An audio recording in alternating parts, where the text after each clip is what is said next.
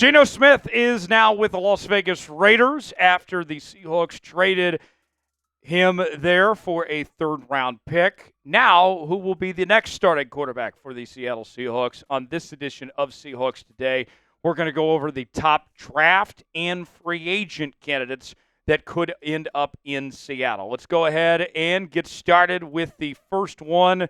That is Sam Darnold, the quarterback for the Minnesota Vikings. Had a breakout season this past year, one of the NFL's Comeback Player of the Year award.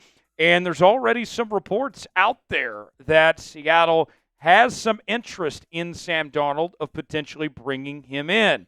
Darnold this past year led the Vikings to 11 wins. They made the playoffs. They nearly got the number one seed in the NFC. But the very end of the season didn't go so well for Sam Darnold, as the Vikings were blown out by the Lions at the end of the year, and then they were blown out by the Los Angeles Rams in the playoffs. And I'll say this when it comes to Sam Darnold, too, of where he could be a potential fit for Seattle. His offensive line did him no favors. He was sacked more than Geno Smith was. So while Seattle has question marks on their offensive line, they could bring in a guy in Darnold who's had success in not the best of situations in an offensive line, and yet still succeeded. Justin Fields is next on our list. He spent this past year with the Pittsburgh Steelers, was the opening day starter. Then when Russell Wilson got healthy, he got benched. And I got to tell you, I've always had a soft spot for Justin Fields. I liked him coming out of Ohio State, went into a rough situation with the Chicago Bears and was kind of made to be the fall guy. And then this past year gets benched for Russ when he was winning football games. And the Pittsburgh Steelers were doing just fine, yet they still benched him for Russell Wilson. And I think that was a mistake on the part of Mike Tomlin to go to Russell Wilson, and ended up sitting Justin Fields, and something that they probably end up regretting at the end of the day. Russell Wilson is next on our list. Could there be a return for Russ to Seattle? Now, here's probably the best thing you could say about a Russell Wilson return to Seattle, is that the Denver Broncos still are taking on a heavy cap hit for Russ this upcoming season. So wherever Russell Wilson ends up, whether it's back with the Pittsburgh Steelers or if it's a team like the Seattle Seahawks or anywhere else out there other than the Denver Broncos, and obviously they won't bring him back because they have Bo Nix there, he would be relatively cheap. And Russ, at this point in his career, would certainly be a stopgap quarterback. He would not be a guy that you would expect to be your long-term answer. And he still, last year, had a completion percentage over 63%, threw for close to 3,000 yards, 16 touchdowns, and has done a decent job at not turning the football over as well. 5 interceptions last year for Russell Wilson, but there are questions about how much his arm can hold up still at this point in his career. Next up, Aaron Rodgers. Now, the New York Jets this year did not win a lot of football games, and there was a whole lot of stuff going on behind the scenes. They have a new head coach in Aaron Glenn. He's made it clear he wants to move on from Aaron Rodgers. He's 42 years old, but with that said, Aaron still had a decent season with 28 touchdowns, 11 interceptions, a completion percentage of 63% this past year. Aaron Rodgers, of all the issues with the New York Jets, Aaron Rodgers wasn't at the top, or I would say even problem 1, 2, or 3. But with Aaron Rodgers, there's so much other stuff that goes on. Wherever Aaron goes, he's going to want to bring his cronies with him. The Randall Cobbs and Alan Lazards of the world are going to be following Aaron Rodgers, and he's going to demand control wherever he's at. If you're Seattle here, is Aaron Rodgers worth 28 touchdowns and 11 interceptions and everything else that comes with that? That's a tough pill to swallow if you're the Seattle Seahawks. Next up is Jameis Winston. Now, with Jameis, you're probably not going to win a ton of football games, but it's certainly going to be entertaining nonetheless with Jameis Winston, as he's a gunslinger. He puts on a show, set the NFL record for most touchdowns and interceptions in a single season with 30 each. He throws for a lot of yards. He's very positive, brings a ton of energy to the table, but he just makes a lot of mistakes, and too many mistakes. We saw how different the Bucs were the very next year. They moved on from him and went to Tom Brady. They ended up winning the Super Bowl with much of the same talent that was there around Jameis Winston. And the cost with Jameis is not going to be one where you necessarily have to break the bank with Jameis Winston, but can he cut back on the turnovers? In all honesty, probably not.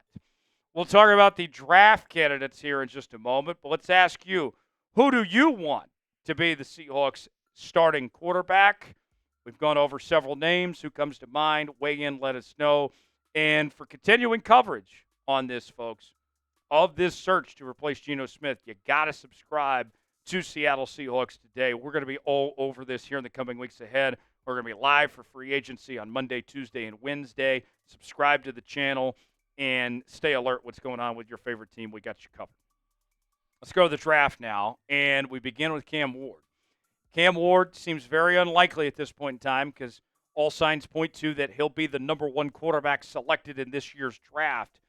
But if you're Seattle and you don't have a quarterback at the moment, if there's ever a time to be aggressive and make a move up, you would think now would be the time to potentially do so if Cam Ward is a guy that you love. He began his career at Incarnate Word, went on to Washington State, and was pretty good with the Washington State Cougars. Initially declared for the draft, backed out, entered the transfer portal, went to Miami, and Miami had the best season they've had in years. 43 total touchdowns, a completion percentage of 67%.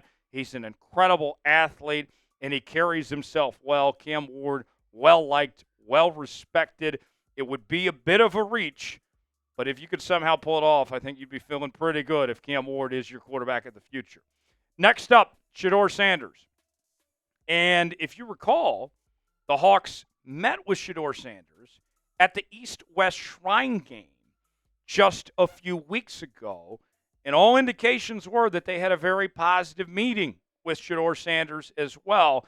Shedeur Sanders began his career at Jackson State, went on to Colorado, and they put on a show there at Colorado with his dad, Coach Prime, getting to play with Travis Hunter. His brother, of course, Shiloh Sanders, was there as well.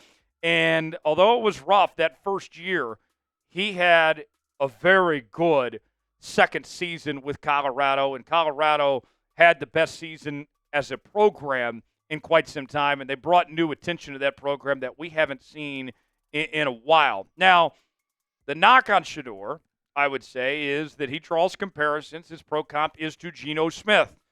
Do you want to go that route of drafting a younger Geno Smith? He says that he's a combination between Tom Brady and Michael Vick. His rushing statistics say different when it comes to the Mike Vick comparison, but he's worked with Tom a lot. They have a very good relationship. He carries himself very well, very mature.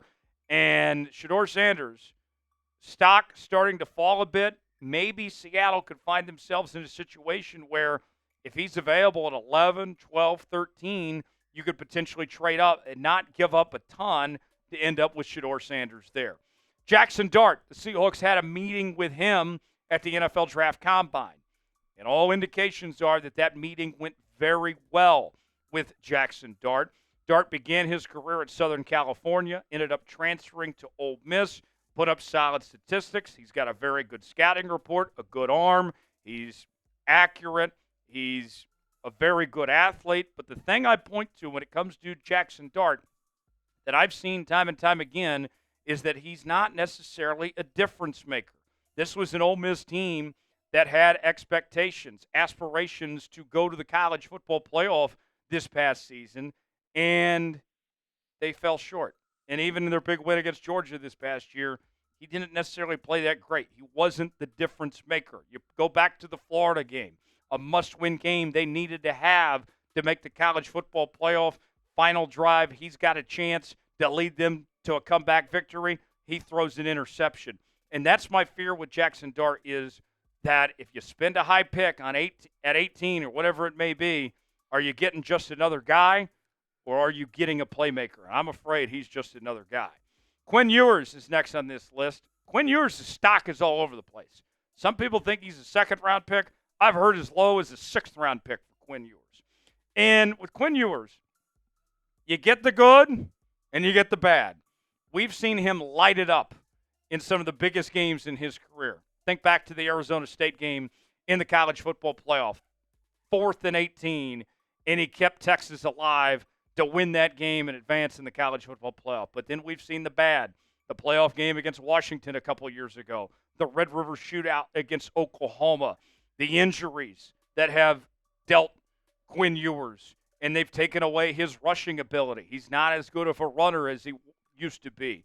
But he is what I call a point guard quarterback. We do see him have good vision of what the offense should do and how they should go at the point of attack. And that's one thing you are looking for in an NFL quarterback, and he looks the part when it comes to size and measurables in that sense. Up next, we point our attention to Jalen Milroe. Milroe, the Alabama starting quarterback the last 2 seasons. He was there for Nick Saban's final year and Kalen DeBoer's first season. And he got benched in his first season as the Alabama starter. Came back to finish strong. Was a second-team All-8 SEC selection in 2023. Took Bama to the college football playoff. Then in his second year as the starter, he ran the ball very well, but he had his struggles with accuracy. And that's going to be his detriment at the next level is can he improve as a passer? He's got the arm. He's got the mobility. He is a big dude. He looks like what you want in a big NFL quarterback, but can he put it all together? Can the accuracy come together for him? We shall see. He might just be an athlete at the next level and be a Taysom Hill type potentially. Should the Seahawks address QB1 through the draft or through free agency? Type D for draft, F for free agency. Get in the comment section. Let us know which way you lean towards Seattle going when it comes to QB1 going forward. Other draft options for you here. Let's go to Dillon Gabriel, the Oregon quarterback. Began his career with UCF, then goes to Oklahoma and finishes out with Oregon. He's been known to be an incredible leader, a selfless individual as well. Left Oklahoma, and according to his mom, the reason why was he did not want to stand in the way of Jaxson Darnold, the former 5-star quarterback who OU had feared was going to transfer out, and he didn't want to get in the way of that. So he moved on to Oregon, goes to that Oregon Ducks team, leads them to an undefeated regular season, a Big Ten title, the number 1 overall seed in the college football playoff.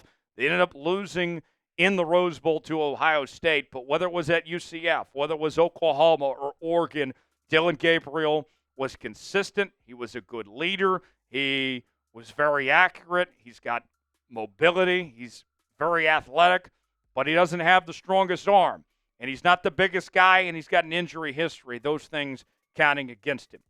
One guy that is rising up draft boards is Tyler Shough from Louisville. Began his career at Texas Tech, ends up going to the Louisville Cardinal. And although this wasn't a great year for Louisville, the numbers for Tyler Shough were solid. 24 touchdowns, 6 interceptions, over 3,200 yards. Not the greatest runner, just 19 rushing yards this past season. But one of the themes that's been talked about with Tyler Shough over the last couple of weeks, particularly at the scouting combine, is that it's hard to find any weaknesses, that he does a lot of things really well, but maybe not great. And there could be some kind of a hidden gem of sorts with Tyler Shough, potentially speaking, if he were to go later in this draft. A few more names for you. Will Howard won a national championship at Ohio State this past season, and his numbers, I think, were better than any of us realized this past year. Not only did he win the national championship with Ohio State, but he did his part. He wasn't just another body on this team. He was a legit contributor. And granted, they did have a lot of talent with Emeka Egbuka and Travion Henderson and Quinshawn Junkins and company, but Will Howard made plays. 42 touchdowns, 226 rushing yards, very accurate, 73.1% completion percentage, big arm, big body, but did have a bit of injuries when he was at Kansas State. Did help lead the Cats to a Big 12 title when he was there in Manhattan. Couple more names for you. Kyle McCord, the guy that Will Howard actually replaced at Ohio State. He was third team All Big Ten, but losing to Michigan and not getting the Big Ten title, that cost him his job. Ends up going to Syracuse, was much improved this past year at Syracuse. Saw his numbers take a significant step up when it came to yardage, touchdowns. His interceptions did go up, but his completion percentage went up there at Syracuse. Got to get out of the shell at Ohio State and still have success there with the Orange. Last name on the list is Graham Mertz. I saw Graham personally when he was in high school at Olathe North in the state of Kansas. Went on to Bishop Miege. He was a prodigy there in high school. Ends up going to Wisconsin. And I remember one of his very first games against Michigan. I looked at him, I'm like, wow, this kid's got it. But then from there, things kind of fell apart for Graham Mertz. He kind of peaked too early in his career. And you can see the numbers. Graham Mertz, even though the talent's there, even though he looks the part, he never put it all together and struggled with that consistency and struggled with that accuracy. I would be very surprised if Graham Mertz ends up being the solution Seattle's looking for. For more Seahawks coverage, subscribe now to Seattle Seahawks Today. We're going to have live shows for free agency on Monday, Tuesday, and Wednesday. Don't miss out. I'm Tyler Jones. Thanks for joining us. We'll see you next time.